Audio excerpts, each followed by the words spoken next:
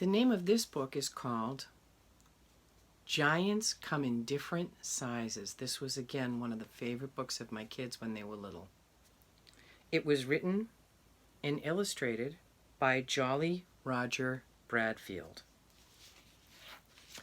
This is the inside of the book.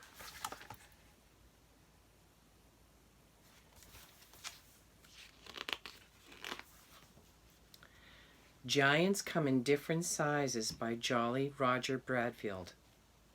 This book is for Sue, the brave one.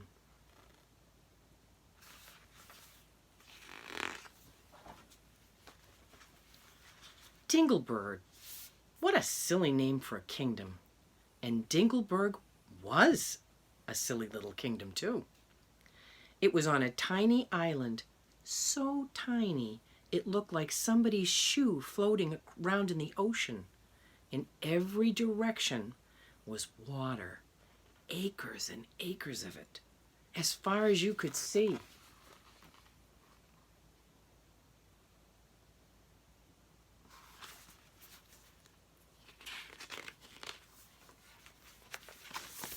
If you were lucky enough to visit this kingdom, the first thing you'd notice was what a sunny place it was.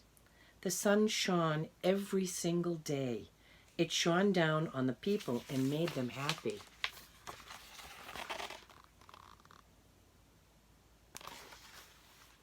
It shone down on their hamburger gardens and made the hamburgers grow.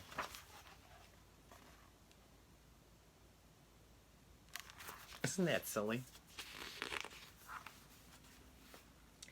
And it shone down on the castle, on the hill, where good King Burger lived with his daughter, the princess. For as long as anyone could remember, he had ruled Dingleberg, and it had been a bright, happy place.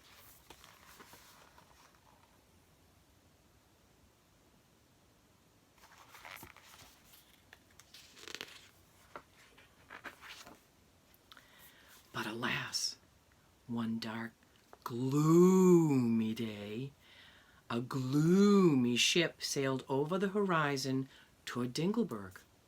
On the deck of the ship was a dark, gloomy-looking wizard named Warts. And over the ship hung dark, gloomy clouds that seemed to move right along with it. The ship and the wizard and the clouds were dark, dark, dark, and gloomy.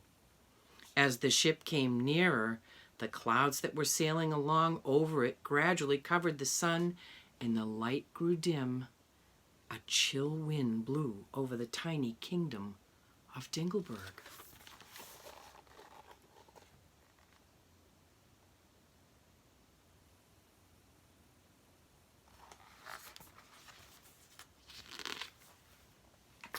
The ship landed and Wizard Watts got off.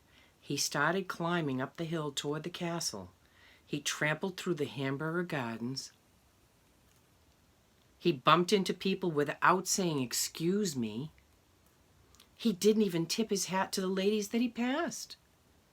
You can see what kind of wizard he was.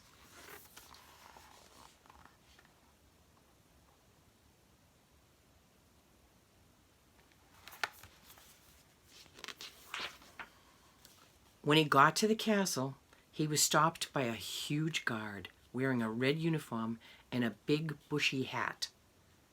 Wizard Watts asked the guard to bend over so that he could whisper something to him.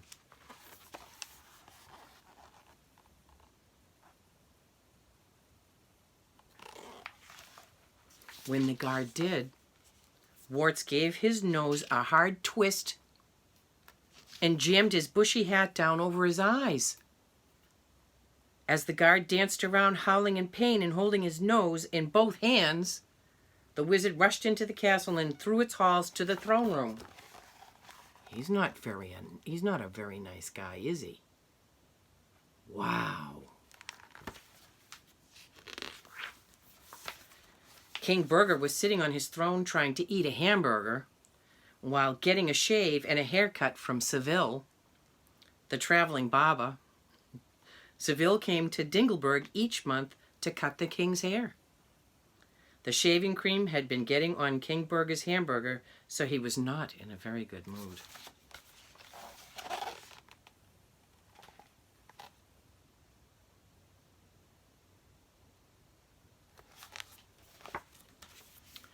Wizard Watts did not even bow to the king before he spoke. "King Burger," he said roughly, "today is your daughter's birthday. She is now old enough to be married, and I want her to be my wife."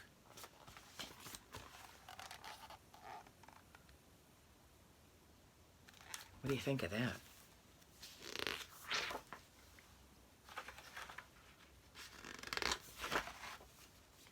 King Burger was so astonished that he choked on his hamburger. He coughed and he sputtered, and behind the shaving lather his face grew red as a beet. The wizard went right on talking, offering the king expensive gifts he would agree to marriage, and threatening to put a dark curse on the whole island if he did not. He said he was in a hurry for a wife, as the ironing in the dishes where he lived had not been done in years and were piling up so that he could no longer get in the door. No wonder he was such a grouchy wizard.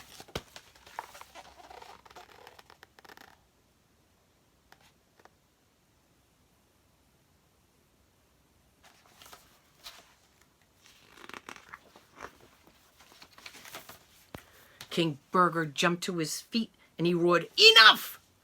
Get out of my castle and off my island at once." He grabbed the barber's shaving brush and threw it at the wizard. He would have thrown the hamburger too, but he remembered his manners just in time. Kings do not throw food, even at rude wizards.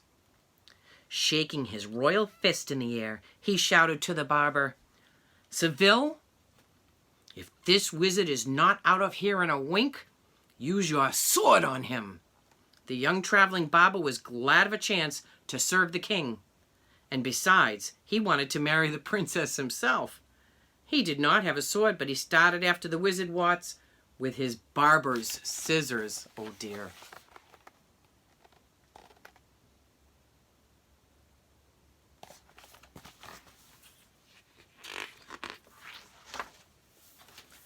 Wizard Watts was out of the castle in a wink, pausing just long enough to stomp on the toe of the poor guard at the entrance.